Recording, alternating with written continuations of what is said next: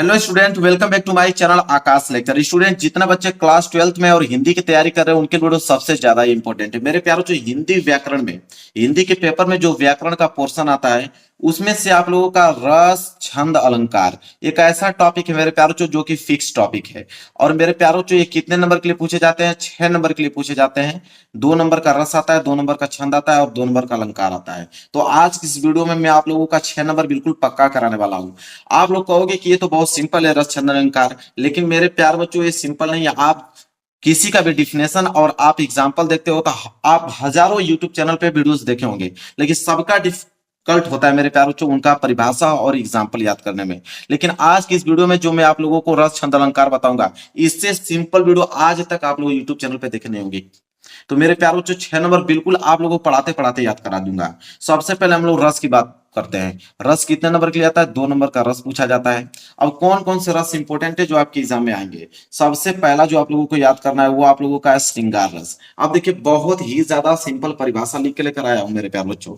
श्रृंगार रस में 3 ही चीज आपको याद करना है। आप नोटिस कीजिए 3 चीजों को।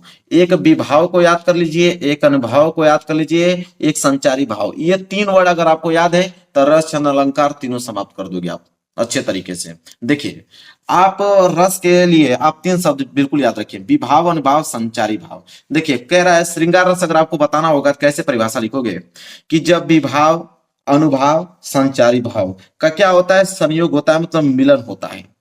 ठीक है, जब विभाव, अनुभाव, संचारी भाव का संयोग होता है मतलब मिलन होता है, तो रति नामक अस्थाई भाव से किसकी उत्पत्ति होती है? श्रृंगार रस की उत्पत्ति होती है। बस समाप्त हो गया। अब देखिए, हमने 3 वर्ड बताया, जब विभाव, अनुभाव और संचारी भाव। तो देखिए कितना सिंपल है, जब विभाव, अनुभाव, संचारी भाव। अब तीनों को मिला लीजिए, तीनों का संयोग होता है तो रति नामक अस्थाई भाव से, याद कर लीजिए, रति नामक अस्थाई भाव से श्रृंगार रस की उत्पत्ति होती है। बस इतना ही आपको परिभाषा में लिखना है। उदाहरण की बात करें, उदाहरण भी बहुत सिंपल है। उदाहरण क्या? देखिए, कह रहा है कि कहत नठत रिझत खिजत, मिलत खिलत लजियात, भरे भवन में करत है, नेनहु ही सो बात। ये आप देखिए एग्जाम्पल जो मैं लिया हूं, उदाहरण, मतलब इतना ज्यादा सिंपल लिया हूं मेरे प्यारों, जो किसी भी विद्यार्थी को याद हो जाएगा यह उदाहरण।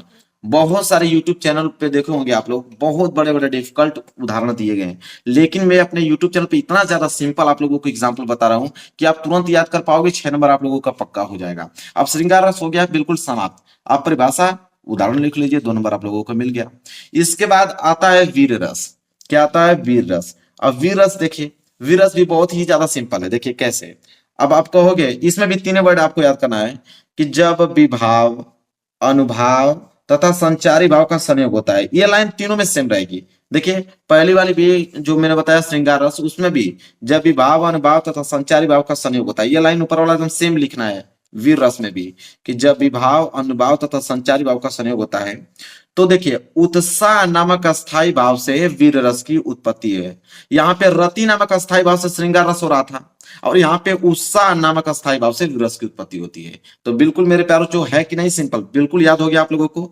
चलिए, कि जब विभाव, अनुभाव तथा संचारी भाव का संयोग होता है तो उत्साह नामक अस्थाई भाव से वीर रस की उत्पत्ति होती है। उदाहरण की अगर हम बात करें तो उदाहरण मैंने बहुत ही ज्यादा सिंपल ले रखा है मेरे प्यारों को। देखिए, कह रहा है कि बुंदेलो हर बोलो के मुख, हमने सुनी कहानी थी, खूब लड़ी मर्दानी, वो तो झांसी वाली रानी थी। अब मात्र देखिए, ये तो आप लोगों ने बिल्कुल झांसी वाली रानी की या आपने बहुत ही वीर गाथा सुना होगा।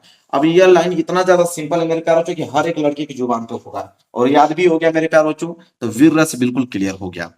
आगे बढ़ेंगे, अगले रस की तरफ देखेंगे। देखिए, अगला है आप लोगों का हास्य रस।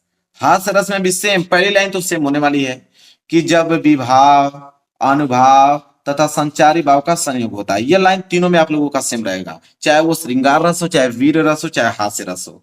ठीक है, तो विभाव, अनुभाव तथा संचारी भाव का संयोग होता है तो हास नामक अस्थाई भाव से हास रस की उत्पत्ति होती है। तो बहुत ही ज्यादा सिंपल हो गया, हास नामक अस्थाई भाव से हास रस की उत्पत्ति होती है। क्लियर है। और वहां पे श्रृंगार रस में रति नामक अस्थाई भाव से श्रृंगार रस की उत्पत्ति हो रहा था। वीर रस में उत्साह नामक अस्थाई भाव से वीर रस की उत्पत्ति हो रहा था। यहाँ पे हास नामक अस्थाई भाव से हारस की उत्पत्ति हो रही है। तीनों सिंपल है। एग्जाम्पल की अगर हम बात करें, एग्जाम्पल देख लीजिए। एग्जाम्पल बहुत सिंपल इसके मैंने लिया है कि बुरे समय को देखकर गंजे तू क्यों रोए। बुरे समय को देखकर गंजे तू क्यों रोए, किसी भी हालत में तेरा बाल न बाका होए। कितना ज्यादा सिंपल मैंने यहाँ पे उदाहरण लिया हुआ है, तुरंत याद हो जाएगा मेरे प्यार बच्चों। एक नंबर एग्जामिनर काट नहीं सकता है। तो मेरे प्यार बच्चों रस हो गया समाप्त। रस के लिए तीन ही वर्ड याद करना है, विभाव, अनुभाव, संचारी भाव। तीनों से आप बिल्कुल रस से पूरा समाप्त कर दोगे। इसके बाद बारी आती है अलंकार। अब देखिए अलंकार में कौन सा कीवर्ड है मेरे प्यार बच्चों।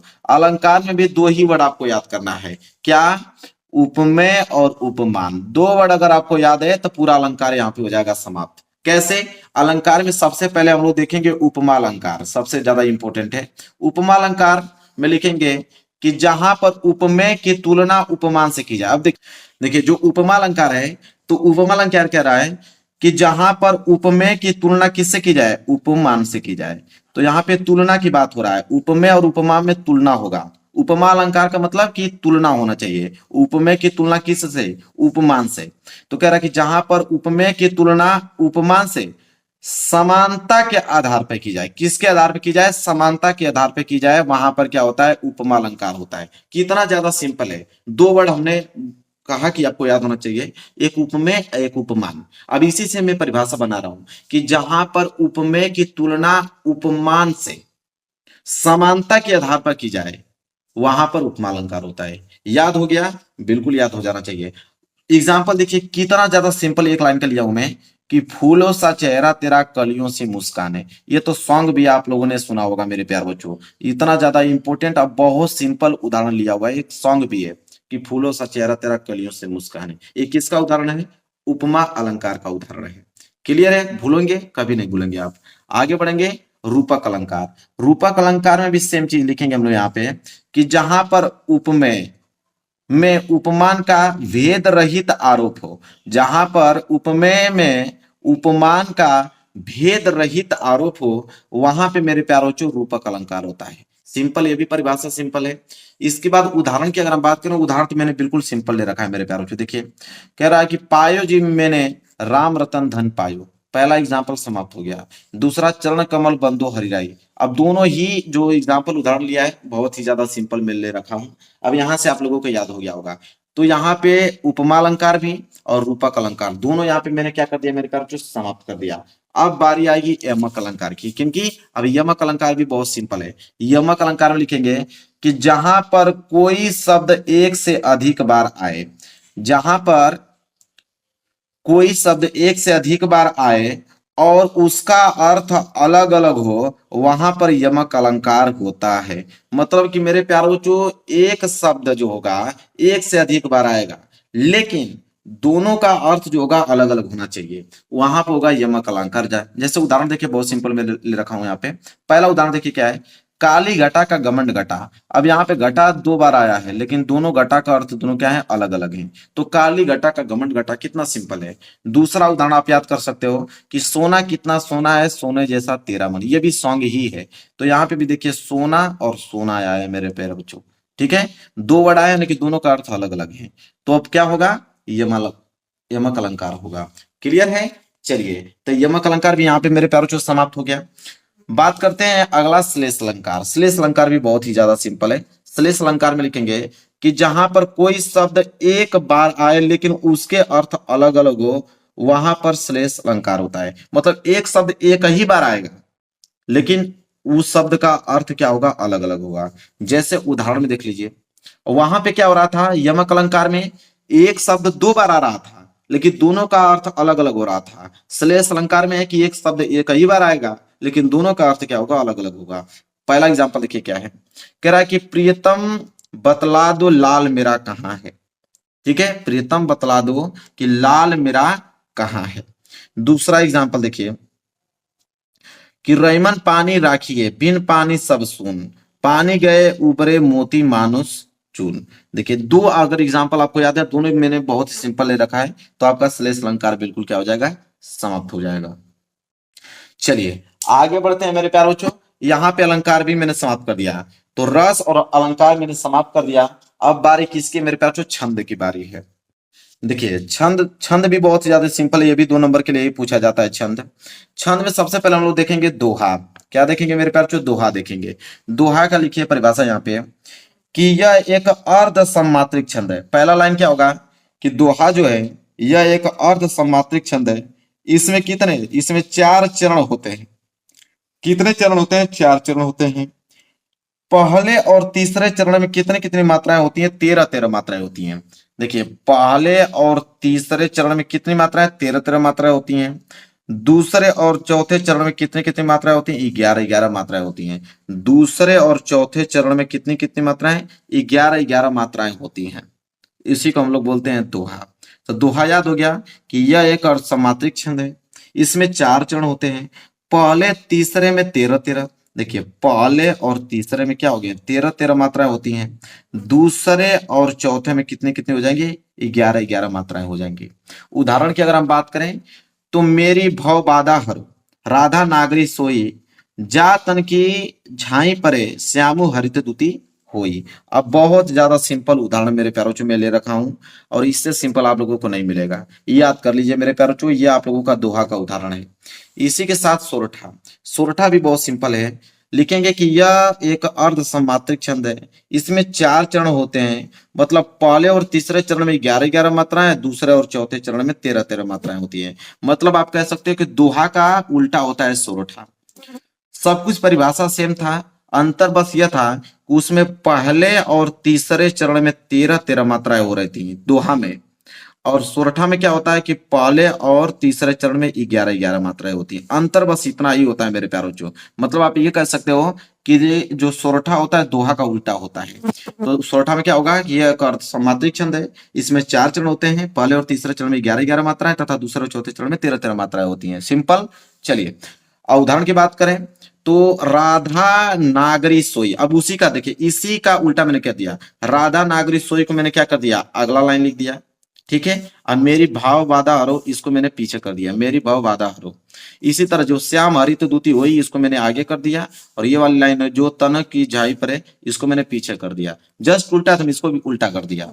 तो अगर अब दोहा का उदाहरण याद है तो आप सोरठा का भी उदाहरण जस्ट उसका उल्टा करके लिख लोगे। तो है ना सिंपल। दोहा सोरठा दोनों एक दूसरे से रिलेटेड है मेरे प्यारों, जो तुरंत याद हो गया होगा आप लोगों को। चलिए अगला देखते हैं। अगला है चौपाई। ठीक है, दोहा और सोरठा तो हो गया। अब आया चौपाई। चौपाई देखिए क्या है। चौपाई भी बहुत ज्यादा सिंपल है मेरे प्यारे बच्चों कि यह एक सममात्रिक छंद है। चौपाई में लिखेंगे कि यह एक सममात्रिक छंद है और दोहा असुरठा अर्ध सममात्रिक छंद था, लेकिन चौपाई जो है सममात्रिक छंद होता है। तो यह एक सममात्रिक छंद है। इसमें भी कितने चरण होते हैं? 4 चरण होते हैं। प्रत्येक चरण में कितनी कितनी मात्राएं होती हैं? 16-16 मात्राएं होती हैं। इसमें अंतिम 2 वर्ण जो होता है वो गुरु और लघु नहीं होने चाहिए, यह इसका कंडीशन है। इसके बाद इसका उदाहरण की अगर हम बात करें, उदाहरण देख लीजिए कि जे हनुमान ज्ञान गुण सागर, जे कपीस तिहुँ लोग उजागर, राम दूत अतुलित बल धामा, अंजनी पुत्र पवन सुत नामा। ये तो हर एक विद्यार्थी की जुबान पे होगा मेरे प्यार बच्चों। हनुमान चालीसा आप लोग जानते ही हो, तो वो तो ऑटोमेटिक आप लोगों को चौपाई का उदाहरण याद हो गया। तो मेरे प्यारों जो रस छंद अलंकार, ये तीनों का तीनों डिटेल में मैंने आप लोगों को समझा दिया, और इससे आप लोगों का आसान आप किसी भी यूट्यूब चैनल पर नहीं देख पाओगे। वीडियो को लाइक कर देना, चैनल पर नहीं हो तो चैनल को जरूर सब्सक्राइब कर लेना। 6 नंबर आज की इस वीडियो से फिक्स हो गया आप लोगों का। मिलेंगे नेक्स्ट वीडियो में, तब तक के लिए धन्यवाद।